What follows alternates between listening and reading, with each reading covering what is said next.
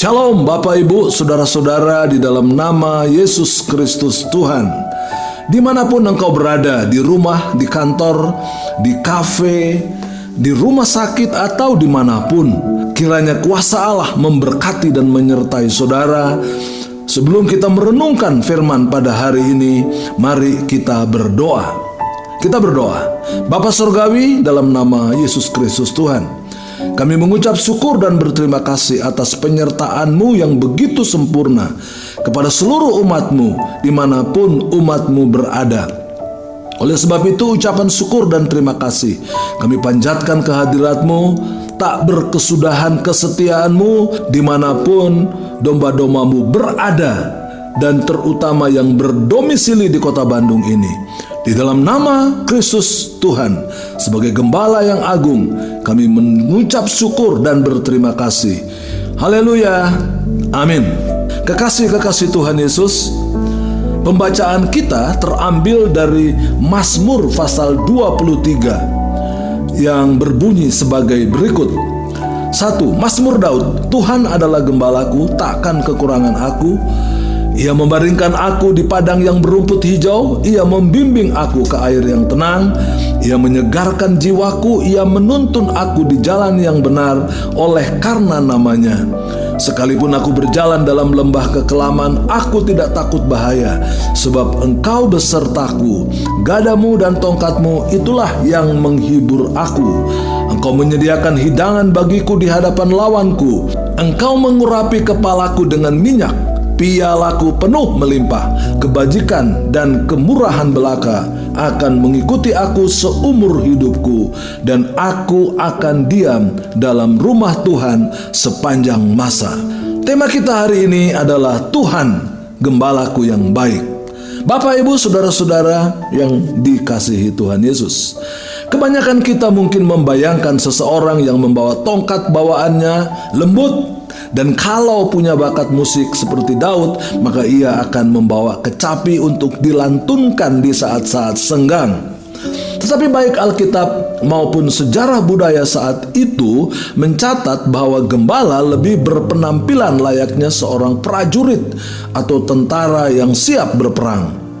Tatapan matanya tajam, sosok tubuhnya kokoh, dan setidaknya punya 1 atau 2 senjata yang siap dipakai untuk menghalau musuh. Kita bisa melihat sekilas kehidupan seorang gembala dari mulut Daud sendiri.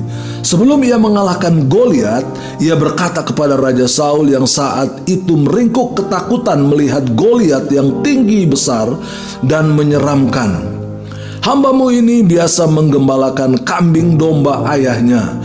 Apabila datang singa atau beruang yang menerkam seekor domba dan dari kawanannya, maka aku mengejarnya, menghajarnya, dan melepaskan domba itu dari mulutnya. Kemudian apabila ia berdiri menyerang aku, maka aku menangkap janggutnya, lalu menghajarnya dan membunuhnya. 1 Samuel 17 ayat 34 dan 35. Pelayanan seorang gembala terbiasa berhadapan dengan bahaya dan kematian pada setiap saat demi keamanan dan kehidupan domba gembalaannya. Tidak mengherankan kalau bahkan dewa-dewa di sekitar bangsa Israel pada saat itu juga sering disebut sebagai gembala. Tetapi Daud di sini mengikrarkan pengakuan iman Israelnya. Tuhan adalah gembalaku. Orang atau bangsa lain boleh menyembah dan memuji dewa ini atau itu sebagai gembala mereka. Tetapi bagi Daud, hanya Tuhanlah gembalanya. Tidak ada yang lain. Setiap kali kata Tuhan, Lord, di dalam perjanjian lama muncul dengan huruf besar, artinya di dalam bahasa Ibrani dipakai adalah nama pribadi Allah, yaitu YHWH atau Yahweh.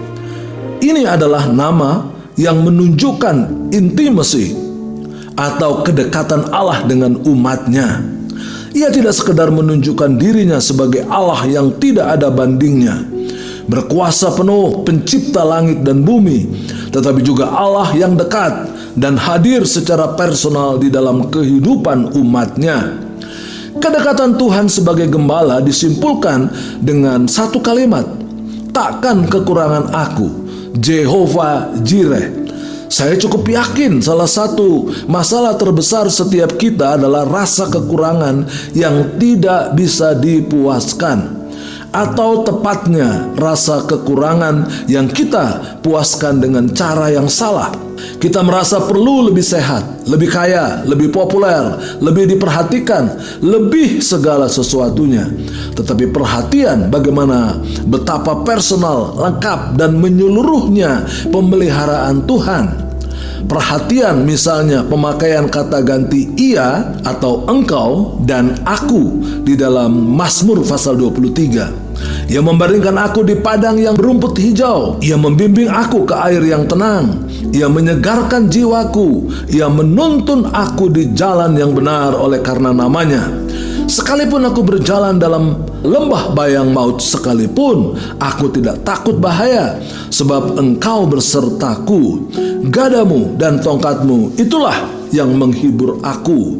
Mazmur 23 ayat 2-4. Seolah-olah bagi Daud di seluruh jagat raya ini hanya ada Tuhan dan dirinya.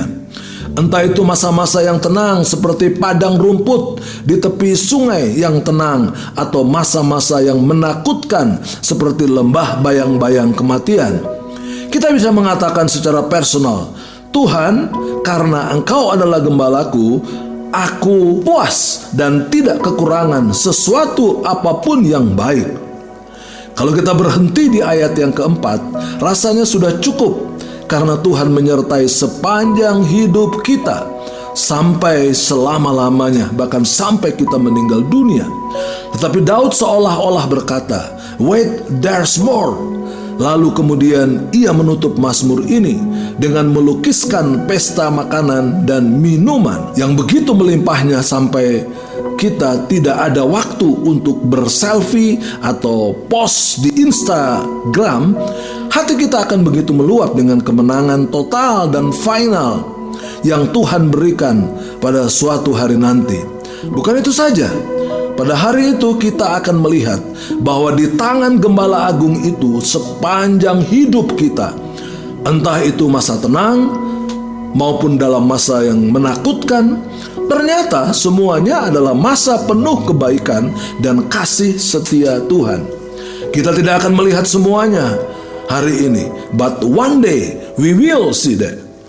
Mazmur ini dibuka dengan menyebut nama pribadi Tuhan, Yahweh, dan ditutup dengan kembali menyebut nama Tuhan atau Yahweh. Tapi kali ini berkaitan dengan rumahnya. Kesinilah Gembala Agung kita akan membawa setiap orang berharap kepadanya. Yesus Kristus, Gembala kita yang baik.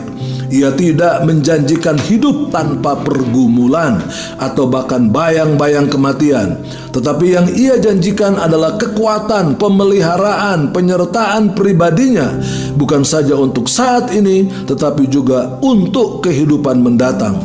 Pergumulan penuh perjuangan dalam kehidupan sehari-hari menghantar kita di padang yang berumput hijau dengan air yang tenang. Ini melukiskan bagaimana tempat itu begitu indah. Namun kita ketahui lembah yang berumput hijau dan air yang tenang juga didatangi oleh binatang-binatang buas.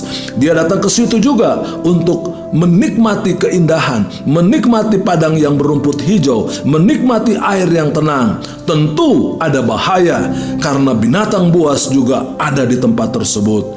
Namun Tuhan kita, Tuhan Yesus Kristus adalah Gembala yang baik, yang pasti akan menolong anak-anaknya yang penuh kasih dan penuh harapan kepada Tuhan Yesus. Haleluya, Tuhan memberkati kita. Amin. Mari kita berdoa. Tuhan Yesus, Engkau adalah Gembala Agungku yang setia. Engkau telah menyerahkan nyawamu bagiku sehingga aku menjadi bagian dari kawanan dombamu. Di dalam Engkau aku puas dan tidak kekurangan suatu apapun yang baik. Ingatkan aku, ya Tuhan, bahwa Engkau menuntunku dan bersamaku di setiap masa hidupku. Di saat-saat di mana aku bisa melihat pertolongan dan jamahan tangan-Mu, di situ memang lebih nyata kebaikan dan penuh kasih setia. Terima kasih ya Tuhan. Di dalam nama Yesus Kristus aku berdoa. Haleluya. Amin.